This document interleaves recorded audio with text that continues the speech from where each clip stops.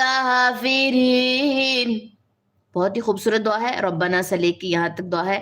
اپنی نمازوں میں نماز کے بعد جو بیٹھ کے اللہ سے دعا کرتے ہیں تو اس کو لازمی اس میں شامل کریں کہ اللہ ہمیں بخش دے، ہمارے گناہوں کو معاف فرما دے، اور ہمارے ساتھ جو ہے وہ اسراف نہ ہو ہمارے معاملوں میں جو بھی، اور ہمارے جو قدم ہیں ان کو جما دے، ہماری مدد کر کافر قوم کے مقابلے میں کہ ہم ان کے ساتھ نہ شامل ہو جائیں.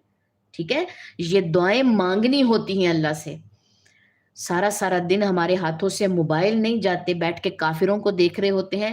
اور ہمارا قرآن ہمیں کیا سکھاتا ہے کہ تم اللہ سے مدد مانگو کافر قوم کے مقابلے میں، کہ اللہ تمہاری مدد کرے کہ تم ان کے نقش قدم پر نہ چل پڑو، اپنے قدم اپنے دین پر مضبوطی سے جمانے کے اللہ سے دعا مانگا کریں. ٹھیک ہے، یہ فتنوں کا دور ہے، یہ وہ دور نہیں ہے کہ آپ کا ایمان کمزور ہوگا تو رسول اللہ صلی اللہ علیہ وسلم کی مجلس میں جا کے بیٹھیں گے تو ایمان تازہ ہو جائے گا.